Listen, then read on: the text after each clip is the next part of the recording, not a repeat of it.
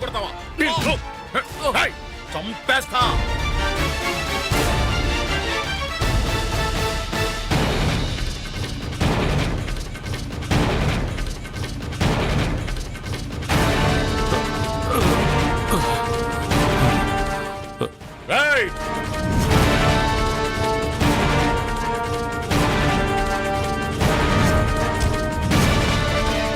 Hello ప్రేమ, నేను శివాగ్నిని. చెప్పండి.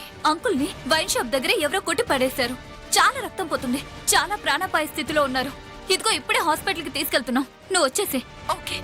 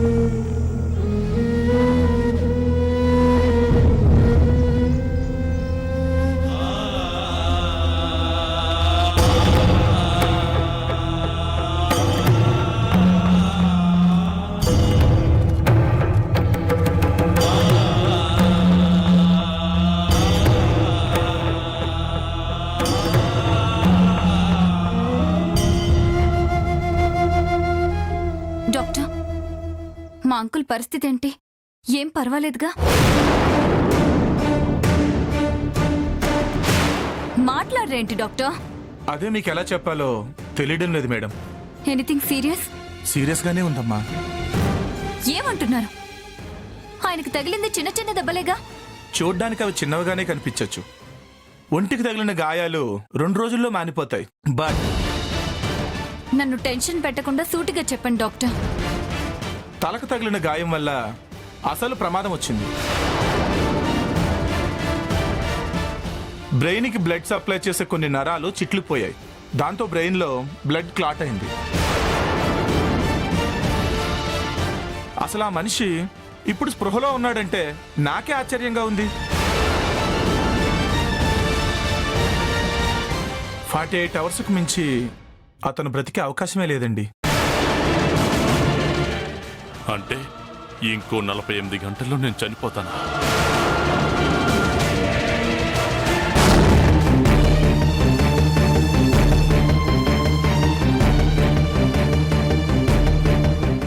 Excuse me, David అనే పేషెంట్ ఎక్కడ ఉన్నారు? మా నాన్న 3rd ఫ్లోర్కి వెళ్ళండి. Thank you.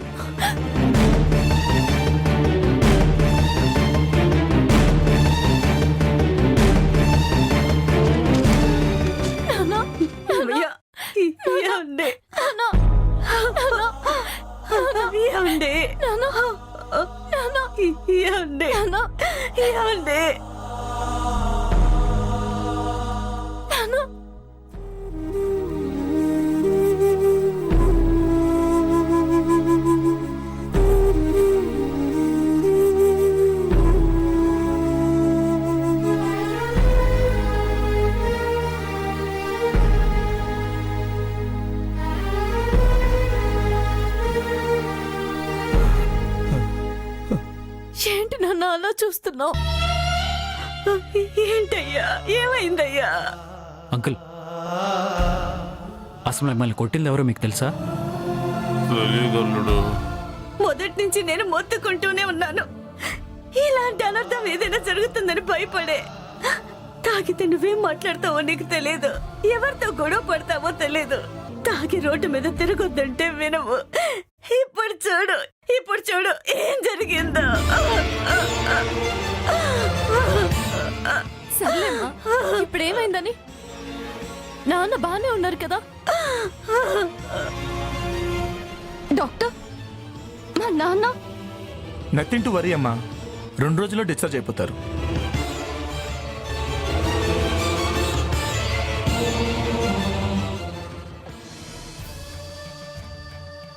నాన్న 2 రోజుల్లో నిన్ను మ్మ్.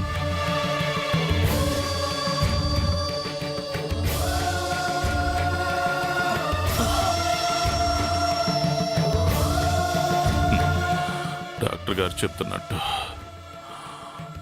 నేను 2 రోజుల్లో డిశ్చార్జ్ అయిపోతానమ్మా. కానీ డిశ్చార్జ్ అయ్యేది ఇంటికి కాదమ్మా, పైకి. ఏమండి?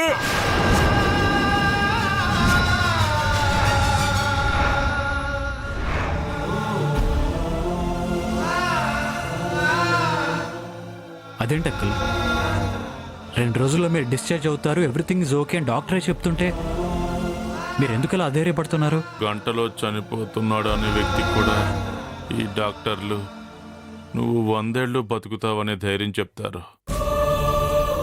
కానీ అది నిజం తెలియని పేషెంట్లు నమ్ముతారు. కానీ నేను ఇంకో 48 గంటల్లో చనిపోతున్నాననే నిజం నాకు మాత్రమే తెలుసు.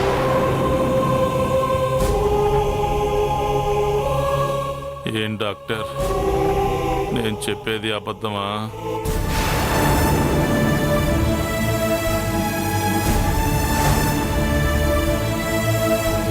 అలా అంటారేంటి? మీరు భయంతో ఏదేదో ఊహించుకుంటున్నారు. అసలు మీకేం కాదు. ఇంకా నువ్వు నన్ను నమ్మించాలని చూడొద్దు.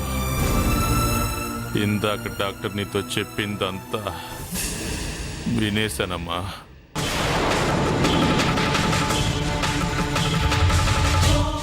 నా తలకి తగిలిన గాయం వల్ల నరాలు చిట్లిపోయాయి. ఇంకో 48 గంటల్లో ఏమండి?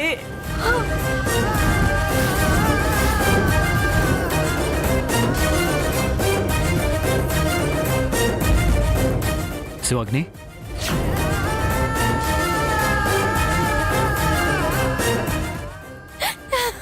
నాన్న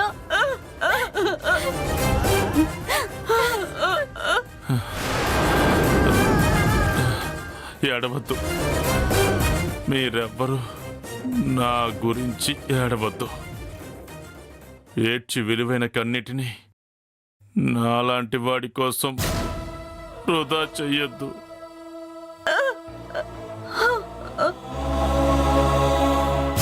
తెల్లారి లేస్తే మందు కావాలి, 100 కావాలి అని నిన్ను హింసించేవాడు ఇక ఉండడు కరుణ.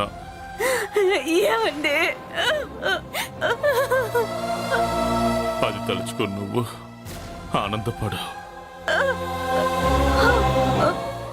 అమ్మా ప్రేమ, నిన్ను 100 రూపాయలు అడిగే నాన్న కూడా ఉండడమ్మా.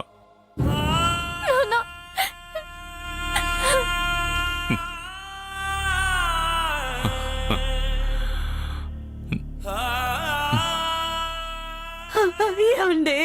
పిచ్చిదానా, ఎందుకు ఏడుస్తున్నావు? 25 ఏళ్ల మన కాపురంలో ఏ రోజు సుఖపడ్డావు? నీ ఒంటి మీద ఉన్న వస్తువుల దగ్గర నుంచి ఇంట్లో ఉన్న సామాన్ల వరకు పట్టుకెళ్ళి అమ్ముకుంటుంటే, 4 పిల్లల్ని కని బాధ్యతలు లేకుండా తిరుగుతూ ఉంటే, ఆడపిల్ల అయిన ప్రేమ ఇంటి బాధ్యతలు తీసుకుని బరువుని మోస్తూ ఉంటే తండ్రిగా సహాయపడకపోగా దాన్ని కష్టాన్ని నెత్తుర్ని మందుగా మార్చుకుని తాగేస్తూ ఉంటే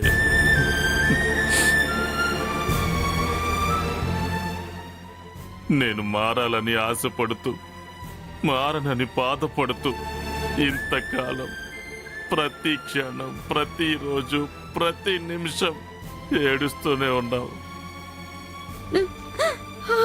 కరుణ. ఇప్పుడు ఆ జీసస్ నీకు వరం ఇచ్చాడు.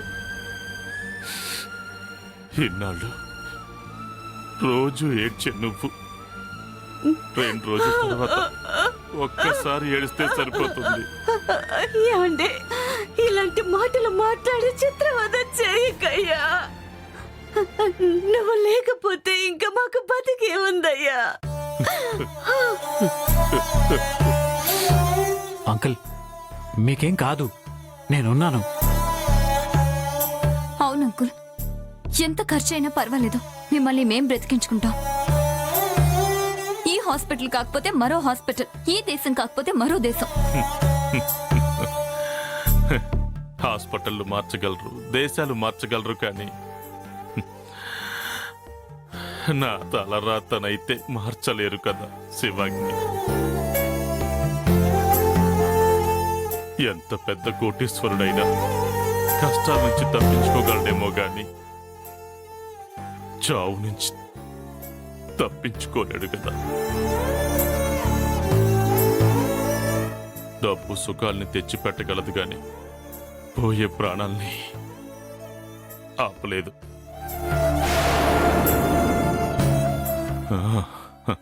ఈ భూమి మీద నేను తాగాల్సిన క్వార్టర్ బాటిల్స్ అయిపోయినట్టే.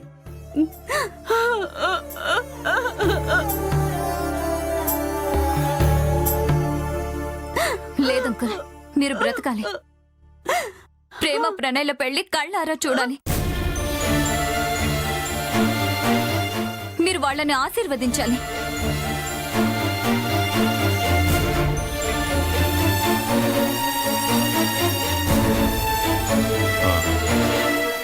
సరైన సమయానికి గుర్తు చేసావు శివాగ్ని. ప్రేమ,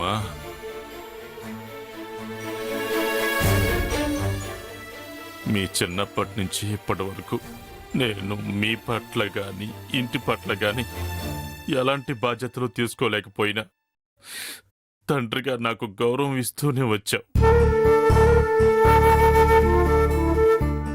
అలాగే నాకు కోరికుంది, తీరుస్తావమ్మా?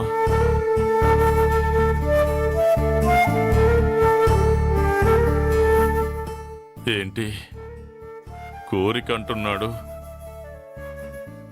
ఈ పరిస్థితుల్లో కూడా వీడు మందుకి 100 ఎక్కడడుగుతాడో అనుకుంటున్నావా? లేదమ్మా, ఇది నా ఆఖరి కోరిక అనుకో. తీరుస్తావా? అదేంటో చెప్పు నాన్న. ప్రేమ, నీ పెళ్లి చూడాలని నాకు ఆశగా ఉందమ్మా.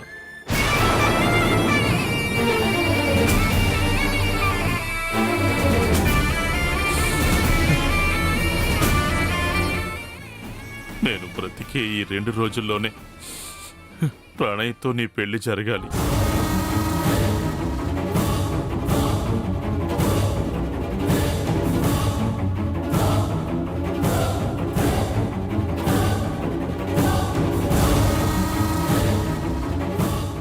నీ పెళ్లిని కళ్ళారా చూస్తూనే నేను కన్ను ముయ్యాలి.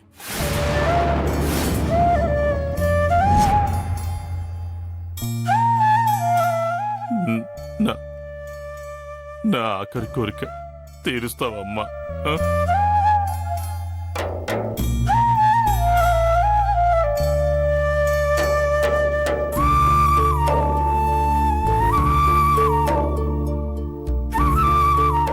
అదేంటి అంకుల్, పాపకి మాట వచ్చిన తర్వాతే పెళ్లి చేసుకోవాలని ప్రేమ అనుకుంటుంది కదా.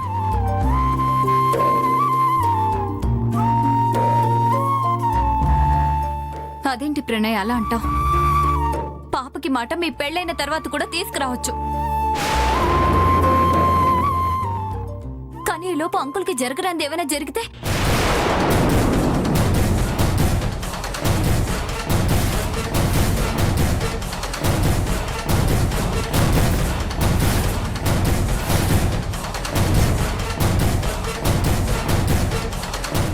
కోట్లున్నా ఆయన ప్రాణాలను ఎలాగో నిలబెట్టలేకపోతున్నాం. కనీసం ఆయన ఆఖరి కోరికైనా తీర్చారు కదా.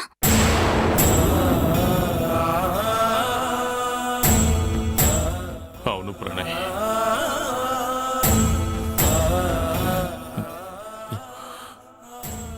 బంగారం. ఆ, ఆ,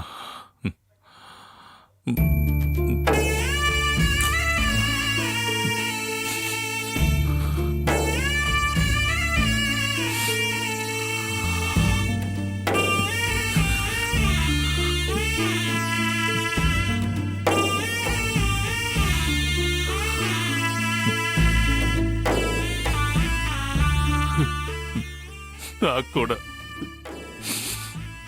దీంతో నోరారా తాతయ్య అని పిలిపించుకోవాలని ఆశగా ఉంది, కానీ ఆ రాత లేదు.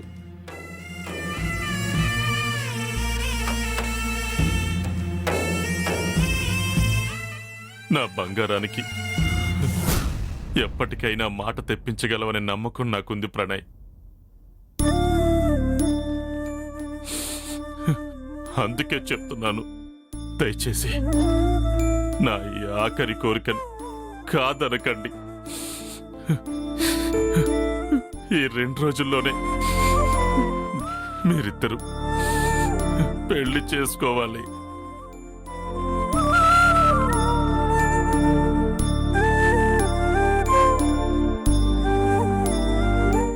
అమ్మా, ఏమయ్యా? అంకుల్ అమ్మా, ప్రేమ, చెప్పమ్మా, చెప్పు. ప్రణయ్ని పెళ్లి చేసుకుంటానని నాకు మాటివ్వమ్మా.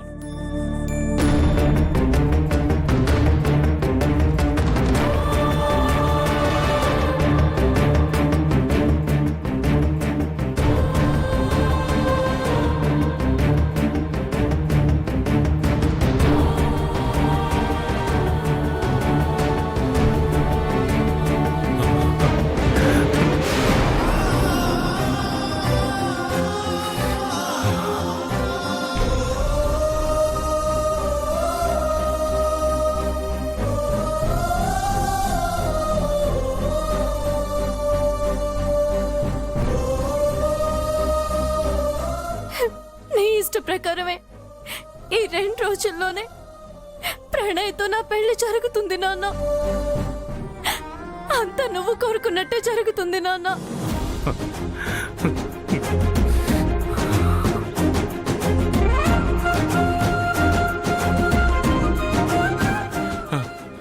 ఇక నేను చనిపోయినా పర్వాలేదు.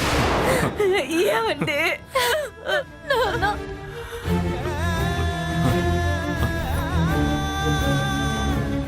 అల్లుడు,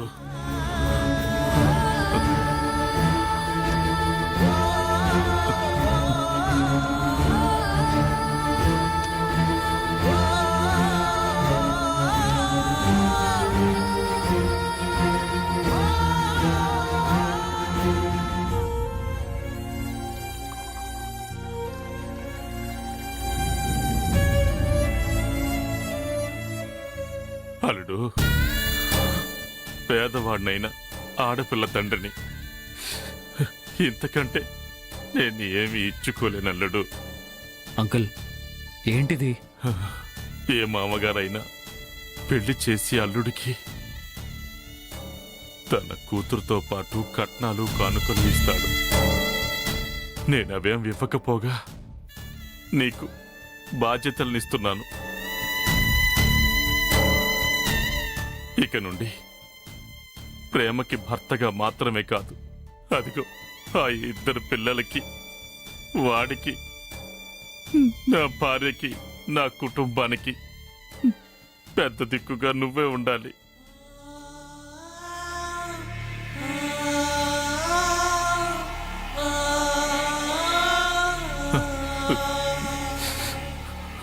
మీరు బాధపడద్దు.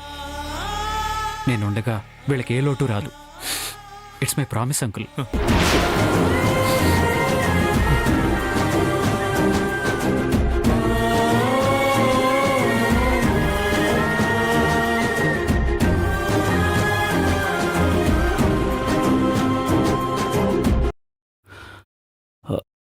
అమ్మా, ఓ మా,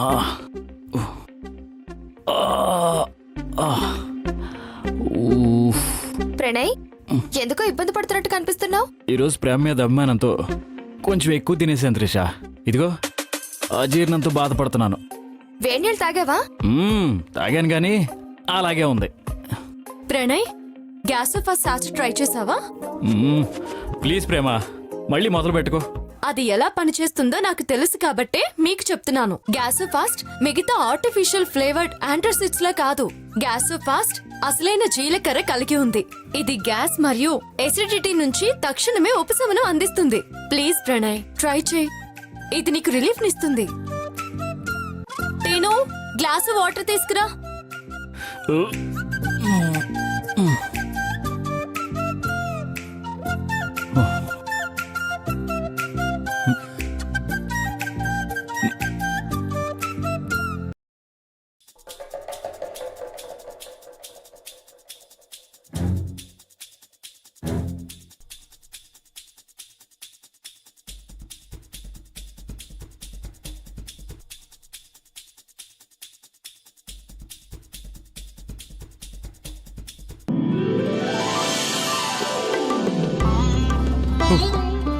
అవును ప్రేమ, ఇది నిజంగానే పనిచేస్తుంది. అమ్మలు అమ్మమ్మలు అందరూ గ్యాసో ఫాస్ట్ ని రికమెండ్ చేయడానికి ఇదే కారణం. గ్యాసో ఫాస్ట్ అసలైన జీలకర్ర కలిగి ఉంది. గ్యాసో ఫాస్ట్ రిలీఫ్ ఫాస్ట్.